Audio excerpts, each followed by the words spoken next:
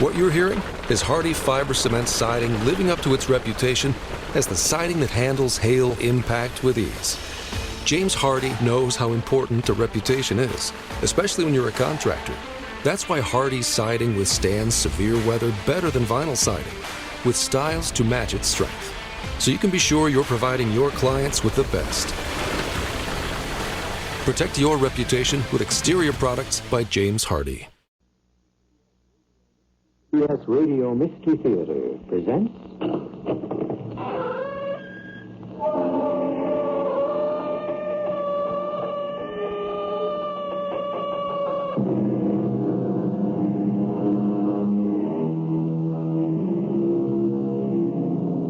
Come in. Welcome. I'm E.G. Marshall. Tell me your dream, said the ancient soothsayer, and I shall reveal the fate the immortal gods have cast for you. Tell me your dream, says the modern psychiatrist, and I shall reveal the innermost secrets of your psyche.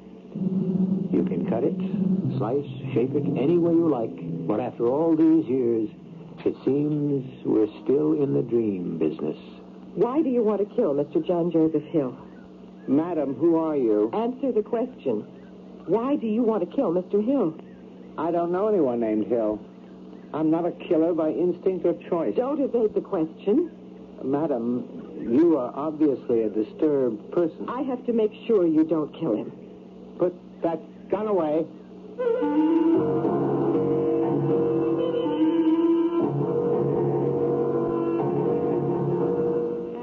Our mystery drama, You Tell Me Your Dream, was written especially for the Mystery Theater by Sam Dan and stars Terry Keane. It is sponsored in part by Buick Motor Division and True Value Hardware Stores. I'll be back shortly with Act One. Knowing how to use tools is important before you start the job. Knowing that a tool will last is important before you buy the tool. Hi, Pat Summerall for True Value Hardware Stores to suggest you pick up the March issue of Popular Science magazine. In it, you'll find an 8-page tear-out section telling about master mechanic tools. True Value Hardware Store's exclusive line, all American-made with the finest materials. Like the Master Mechanic 16-ounce fiberglass hammer, balanced to put the weight on your work, not on your arm, and it's just $9.95. Or the Master Mechanic wet and dry shop vac, with attachments and dolly for just $36.95. And the Master Mechanic 7-piece propane torch kit, a useful tool for year-round household repairs, is just $9.97. See the March issue of Popular Science magazine for the 8-page tear-out section featuring Master Mechanic tools, available exclusively at participating True Value Hardware Stores and home centers.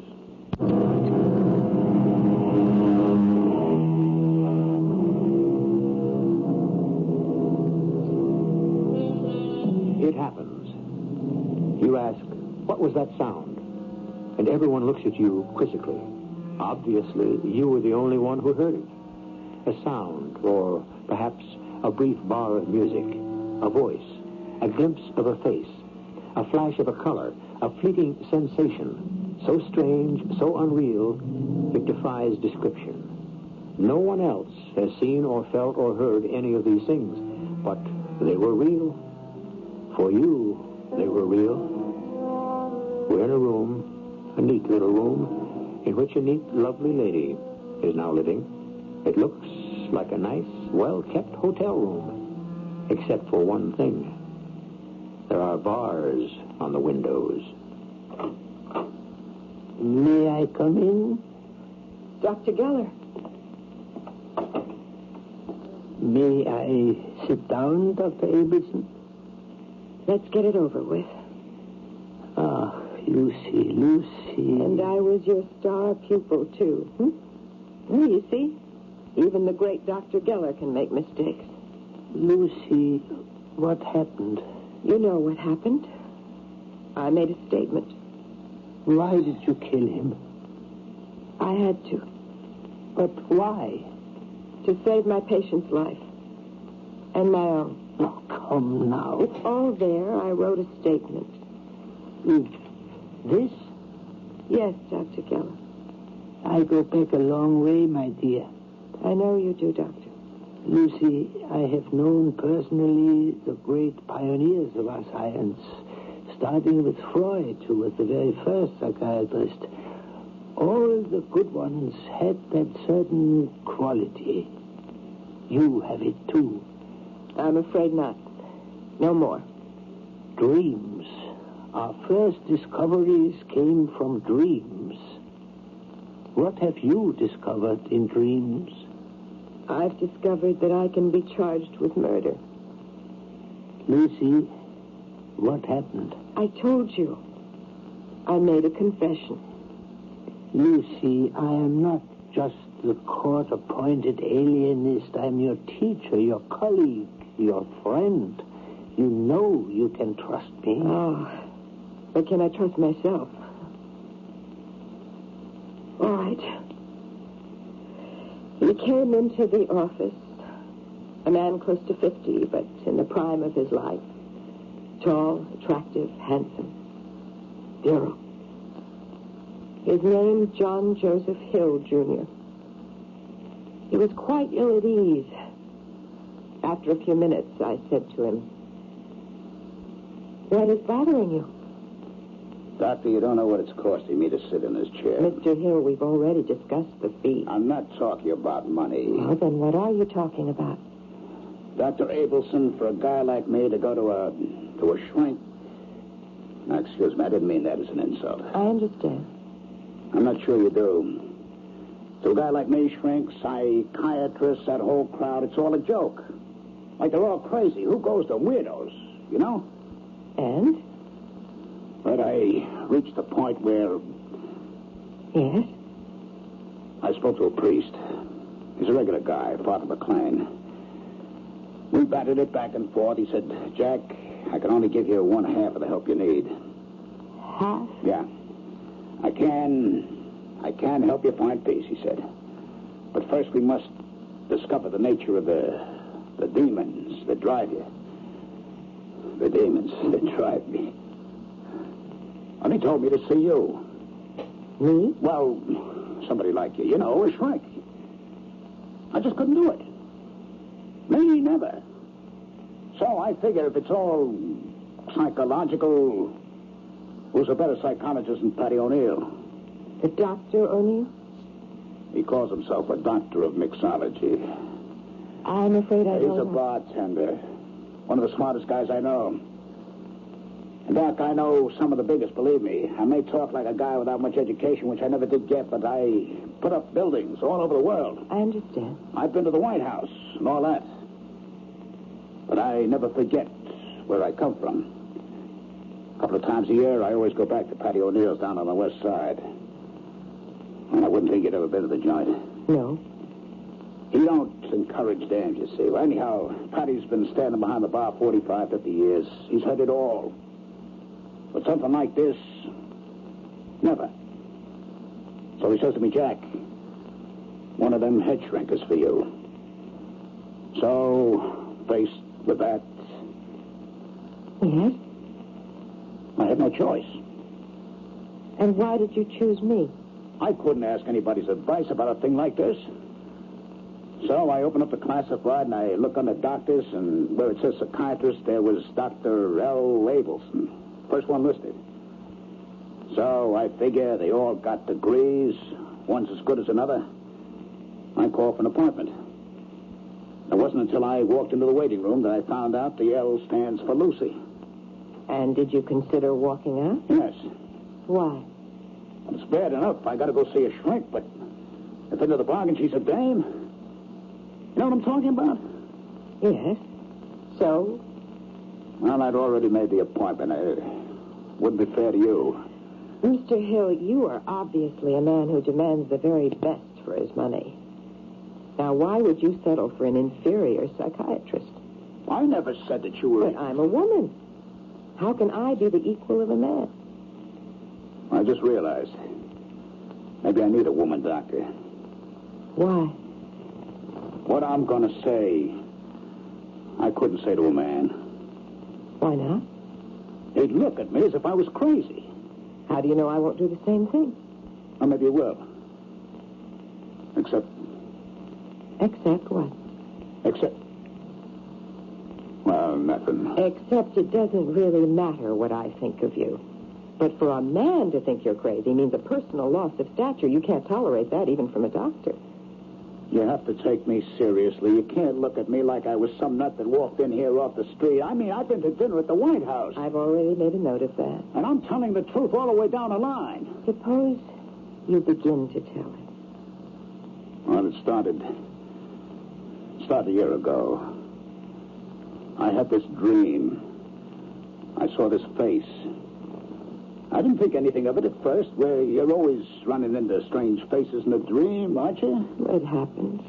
But then every night I keep dreaming about this guy. Tall, thin, middle-aged.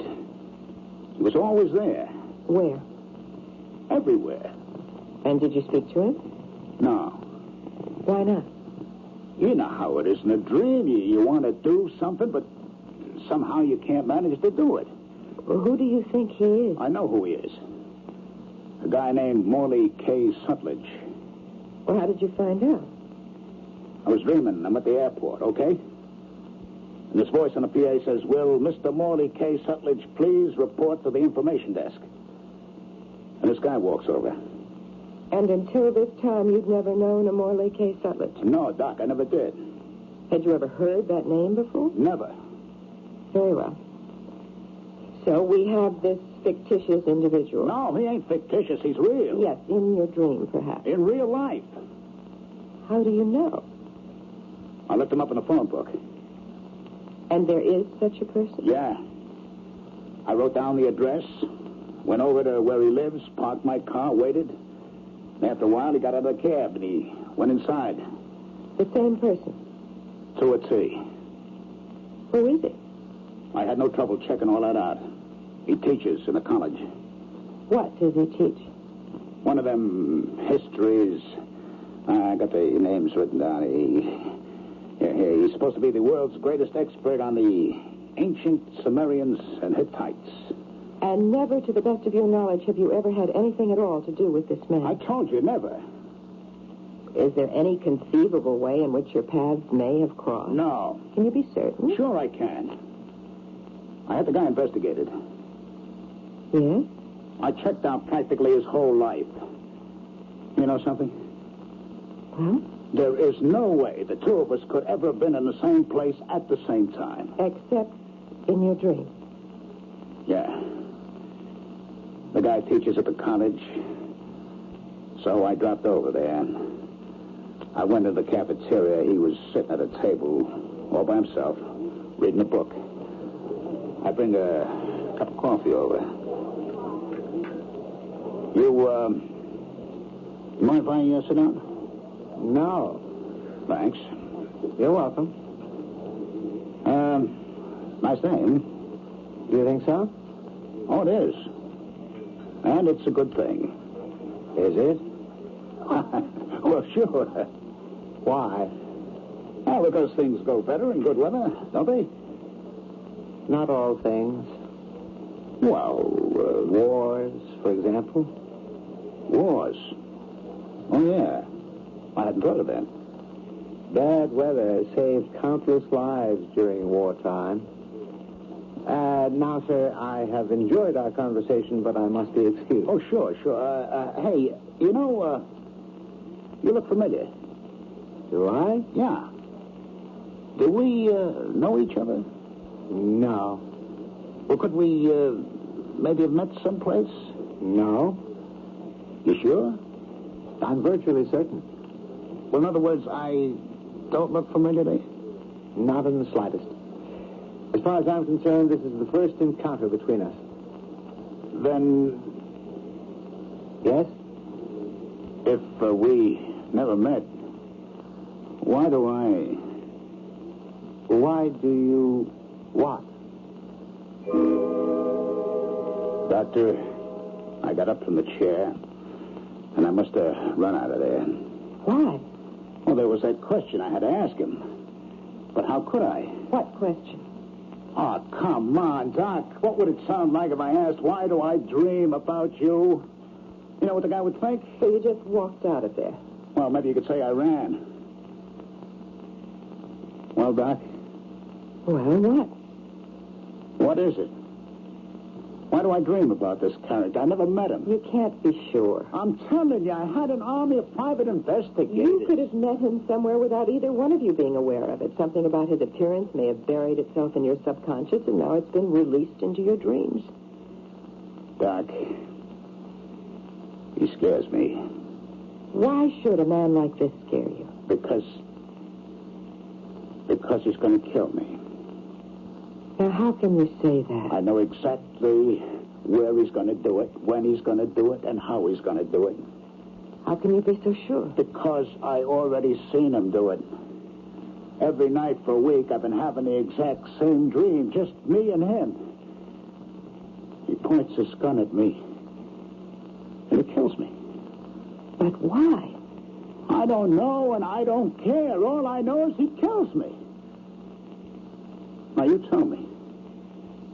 Am I or am I not crazy? That all depends on your point of view. For example, the ancient magicians believed that dreams predicted your future.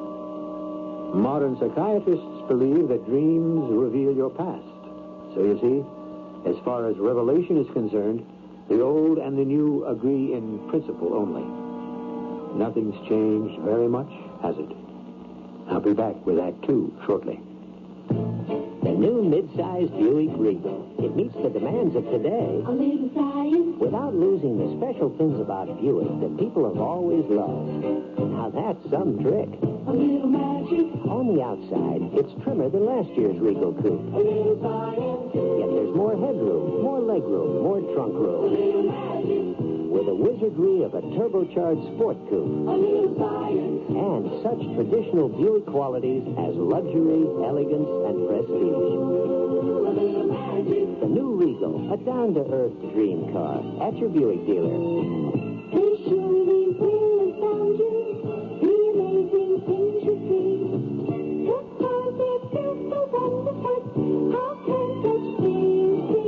A little science, a little magic, a little science, a little magic, a little science, a little magic, a little...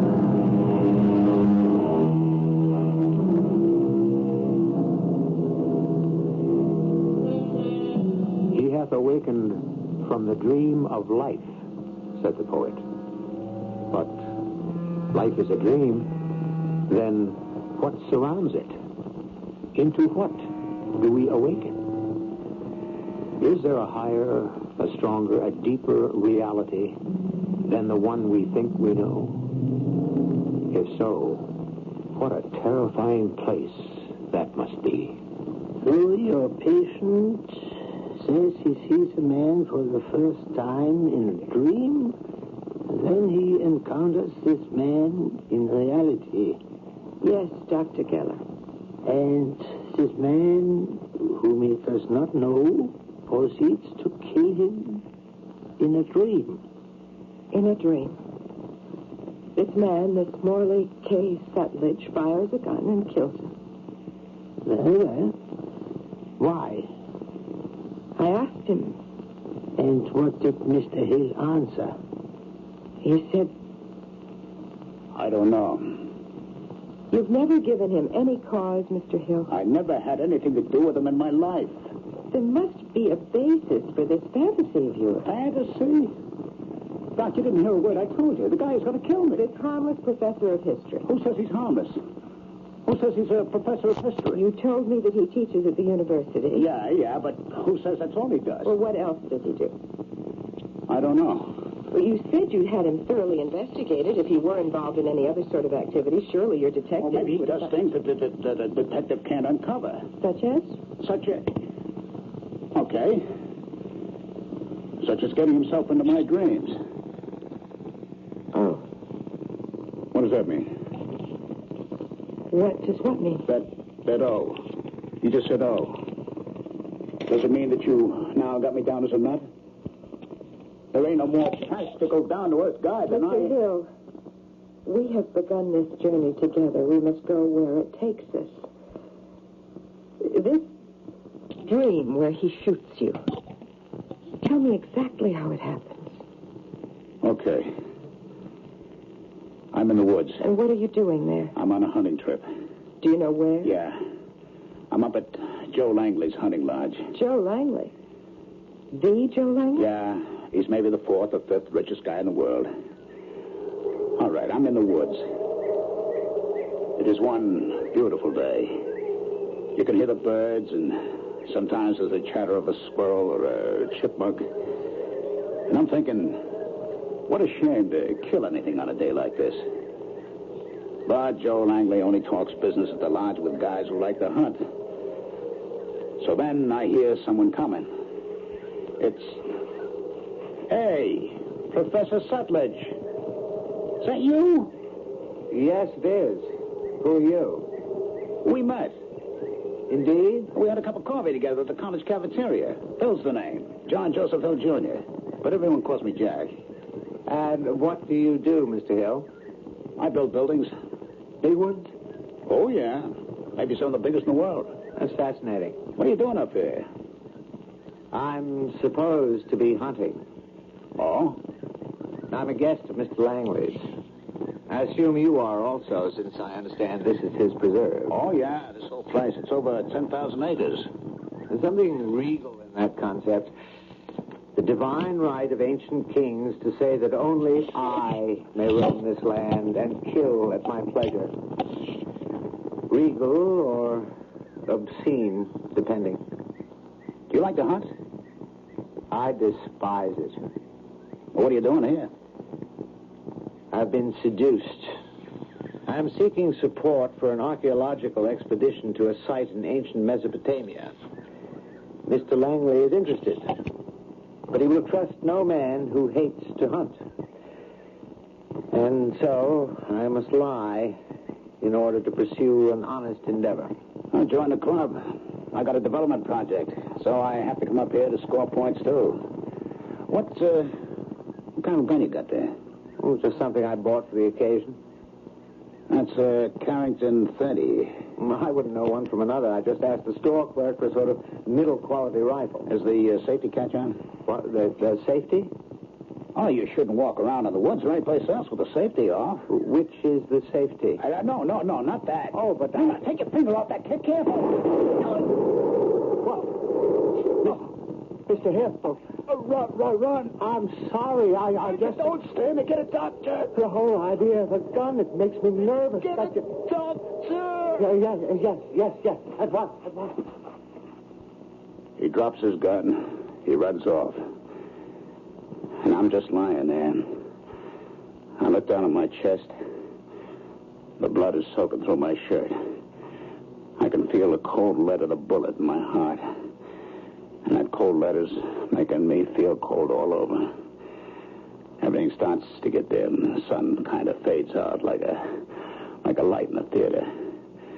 And the song of the birds gets quieter till I can't hear them no more. Soon I'm alone. All alone in the dark. And I'm dead. I know I'm dead. And that's what happens in your dream. Every night. And what is there that I can do for you? Tell me what it means. We would have to work together for weeks, months, perhaps years to discover the wellsprings of this fantasy. Is it a death wish? Weeks, months, years. You're supposed to be a doctor. I'm not supposed to be a doctor. I am a doctor. All right, then act like a doctor. Why do I dream of this guy? Am I all right? You know what I mean? I think so. Then why? We could say you have been given a warning. Yeah? By who? I couldn't hope to explain it. I'm not sure I can understand it myself. A warning by whatever incomprehensible forces that swirl about us, inside and out. A warning. A man named Sutlidge will kill you. But why? Maybe you need him. To kill me? Perhaps you don't want to be doing business with Joe Langley. Why wouldn't I? I don't know. How hard a bargain does he drive? Well, The only time you go to him is when you can't raise financing anywhere else. how did you know? It's true, isn't it? Yeah, it's true. So your dream is only telling you to keep away. Yeah. Yeah, that's what I figured myself. Well, thanks, Doc. For what? You had the answer all along. Yeah, but a bum like me, where do I come off getting bright ideas? I had to see if somebody smart agreed with me.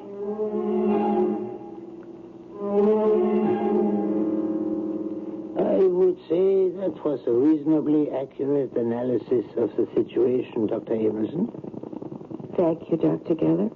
And he walks out of your office? Yes. May I ask, why wasn't that the end of it? Dr. Geller, it would have been the end of it. Except... Yes, except? Except... I had a dream, too. A dream? Yes, a recurring dream. What sort of dream? It was a dream that developed over a period of months. Yes? The first few times I dreamed it, I'm driving along the turnpike. My radio is playing. I'm listening to Mozart. And I look in my rearview mirror. I notice a car is very close behind me, actually tailgating. And just as it seems it must hit me, I wake up. And that is all? At first. And each week the dream becomes more and more filled with details. Finally, it has a beginning, a middle, and an end. Especially an end. What sort of end? Can't you imagine? I'd rather you told me. All right, I will. The complete dream as it has existed every night for more than 3 weeks now. I am driving along the turnpike. I'm listening to Mozart. I look in my rearview mirror. The car behind me is very close. Too close.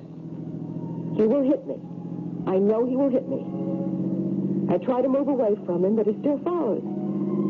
Finally, I feel the shock, the impact of the crash. The car is hurled off the road and into a concrete abutment.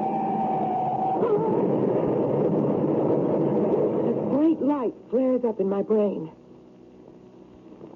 And then all goes black. And still.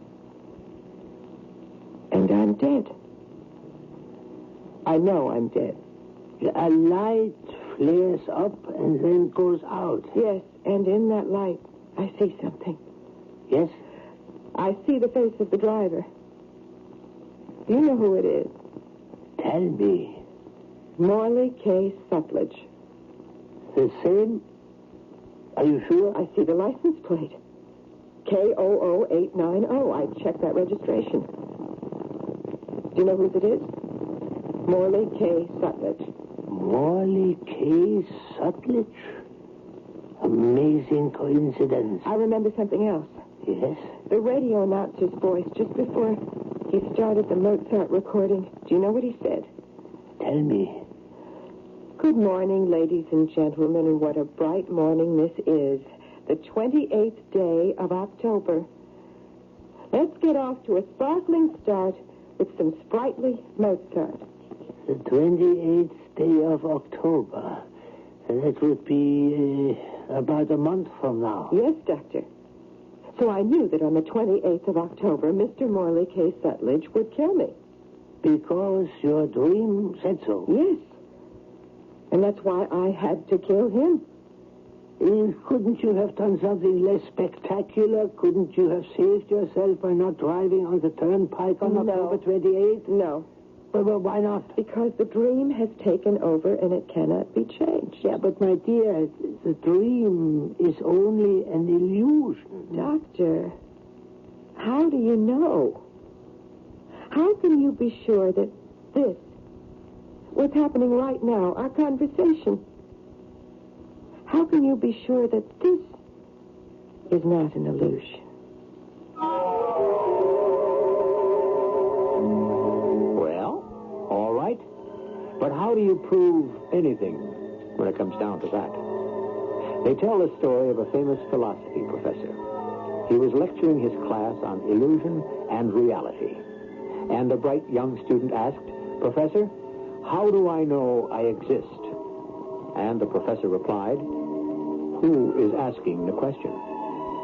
Well, all of your questions shall be answered shortly when I return with Act 3.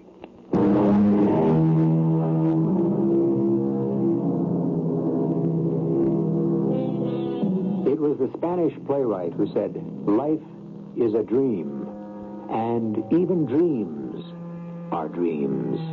Yes, it's all in the mind, and the mind is a divine engine that is capable of wonders far beyond our comprehension. It leads us into places that the intelligence cannot yet understand.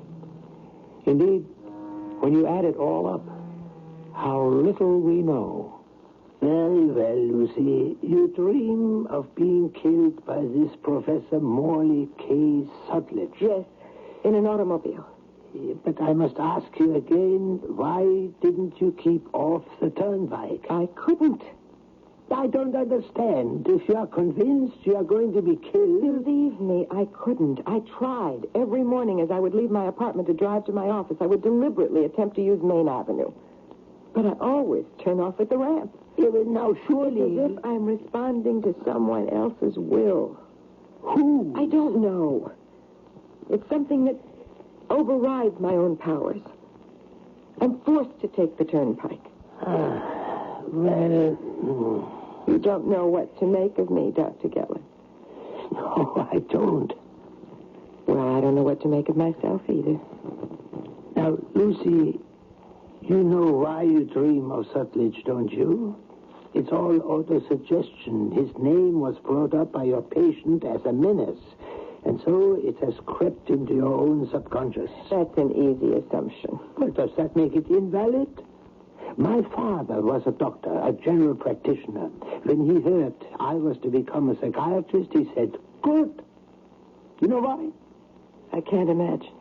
He believes that doctors were constantly exposed to the infectious germs of their patients. Well, we psychiatrists are no better off.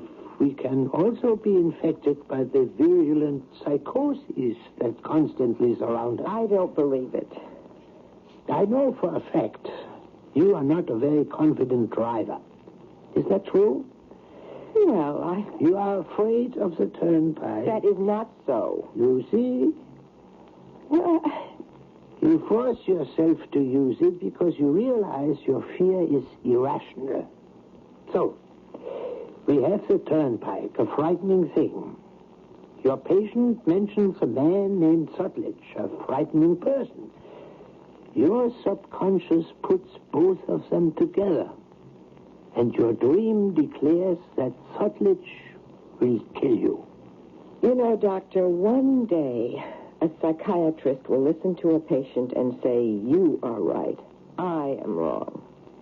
I wish I could say that to you.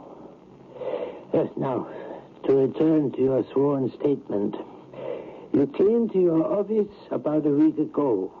Mr. Hill was waiting to see you. Yes, he was agitated, nervous, was smoking one cigarette after another.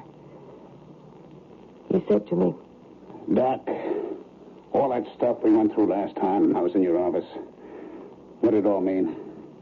"Well, what do you think it Oh, meant?" come on, Doc. I pull that same stuff in business. Ask me a question with a question. On one level, it meant you really don't want to do business with Joe Langley. Yeah, and what else? You feel so threatened by Joe Langley that you see your death, symbolically. Okay. I want to tell you something. I'm going up to the Langley Lodge this weekend. And Sutlidge will be there, too? How did you know? I'm afraid to think about how I know. Is it true? Yeah, I had to be sure, so I made an excuse to call Langley's secretary. By the way, I asked, anybody else going to be there? And she said, yeah. A Morley K. Sutlidge. So there you are. There's only one thing I can tell you. Don't go. Yeah. That's what I keep telling myself. So, what's the problem? I know I can't stop myself from going. I know I have to be there. But I'll be in the woods just like in the dream. And I know I'll go through with it because I can't change any of it. But why? Why can't I just not go? I don't want to go. But you are going. Yeah. You know, of course, that you will do nothing to stop Sutlidge from shooting you. I know. And there's nothing anybody can do about it. Maybe there is. Maybe everything will be all right.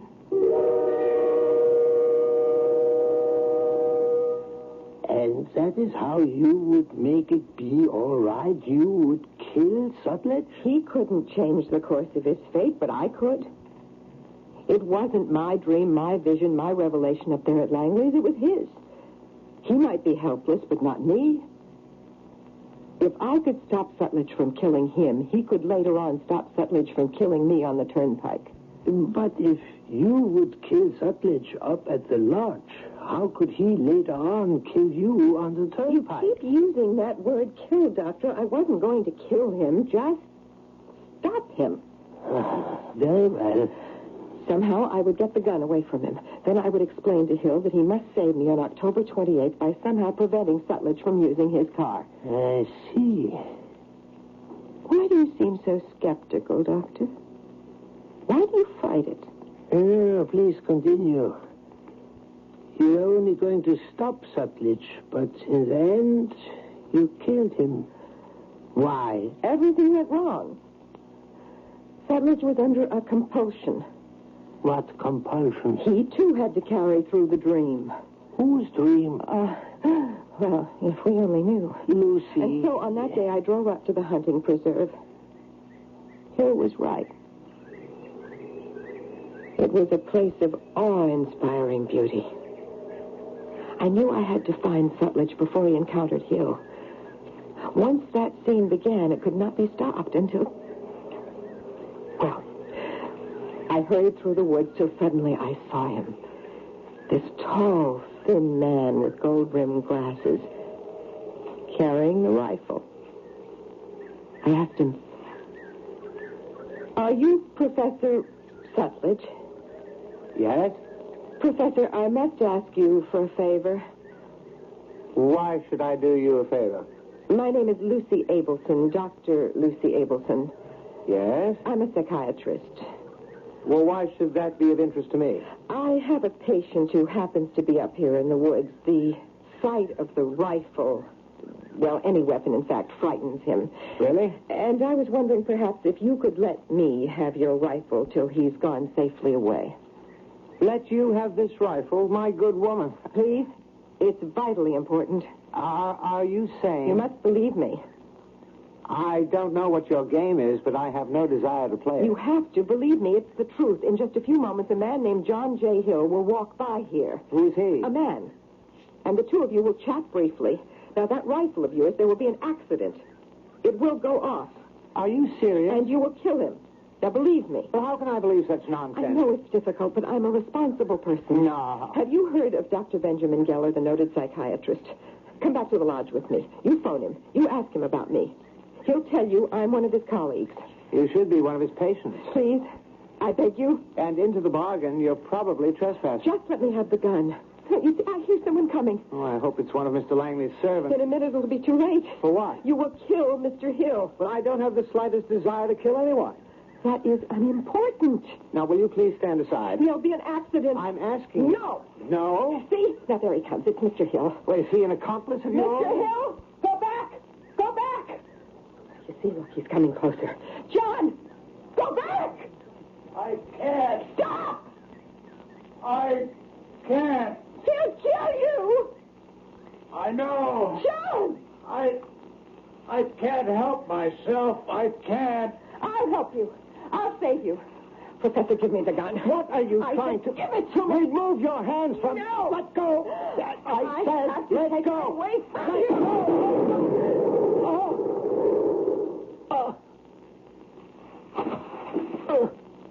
Professor. Professor.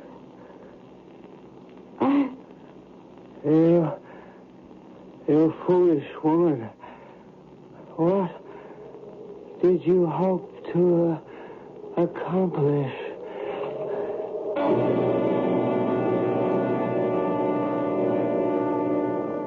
And he was dead. Yes, Dr. Geller.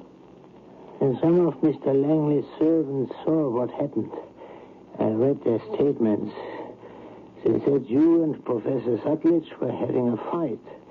You attacked Professor Sutlidge without warning. But that isn't true. When I go to trial, I'll explain the whole thing. If you go to trial, I have been assigned by the court to determine if you are competent. You can't believe I'm not qualified to stand trial. Oh, no. I'm sane. Mr. Hill will testify about dreams, and that will give me credibility. I'm afraid not. You see, I have spoken to Mr. Hill, and he says he has no memory of those dreams. He can't deny he came to see me. Oh, yes, but he cannot recall why. It is quite possible that the trauma of seeing Professor Sutlidge die erased the memory of the dream completely. Oh, no. It is also possible that Mr. Hill, being very much the practical man of the world, does not relish the idea of telling everyone he went to a psychiatrist because he was afraid of a dream. But he did. Poor Lucy.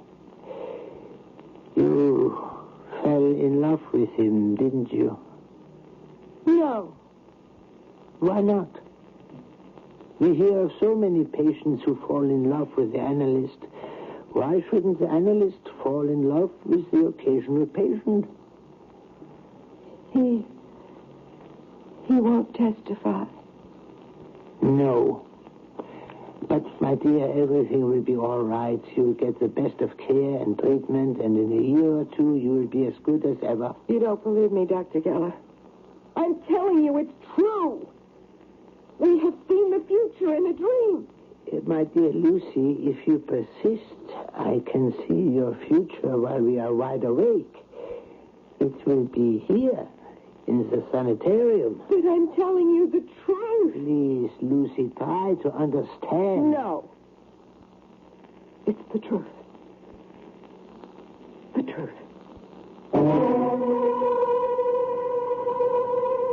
I'm telling the truth. I see the truth.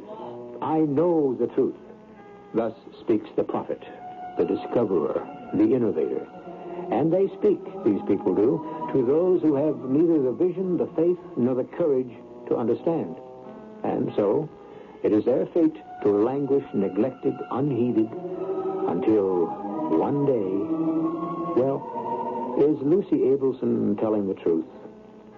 Does the future reveal itself to us in dreams? Stranger things have been known to happen.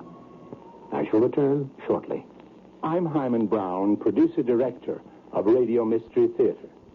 Recently, when we celebrated our 1500th broadcast, I asked if you would write to us. Tell us how you like our thrillers, and also tell us a little bit about yourself and your family. I'm deeply pleased and gratified by the abundance of mail that came in. We are trying to answer your wonderful letters, but you can easily understand that the time pressures involved in producing and directing Mystery Theater are such that we may not get to every letter. So, right now, I want to thank all of you for writing and for the warmth and the perceptiveness of your comments on our 7 nights a week dramatic series. From E.G. Marshall, from me, from the actors, actresses, and technicians of Radio Mystery Theater, thank you very much.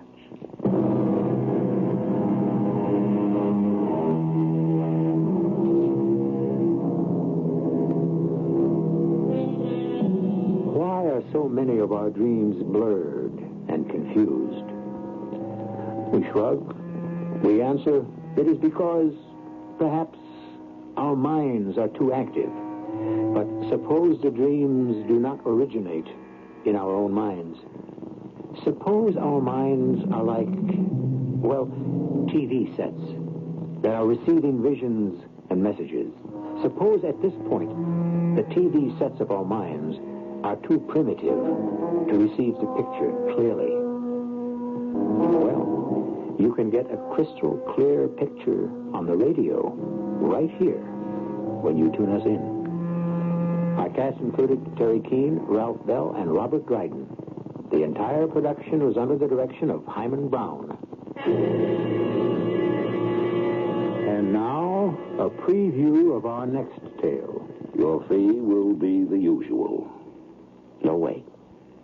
The price for killing the head of a state will be a lot steeper than my normal fee, and you know it. The risks involved here are far greater than... I told you we'd arranged it so that the risk will be absolutely minimal. Yeah, on paper. I'm the guy who's going to stick his neck out in Aragona. Haven't our arrangements been letter perfect in the past? The price is $250,000, half in advance, as usual. Ridiculous. And get yourself another boy. Your contact in Trobia will be a Senor Messina. There will be $125,000 placed in your Zurich account. Here are your plane tickets and passport. You'll note that the likeness is very good, and your name is Duncan Appleton. Radio Mystery Theater was sponsored in part by True Value Hardware Stores and Buick Motor Division. This is E.G. Marshall inviting you to return to our Mystery Theater for another adventure in the macabre. Until next time, pleasant dreams.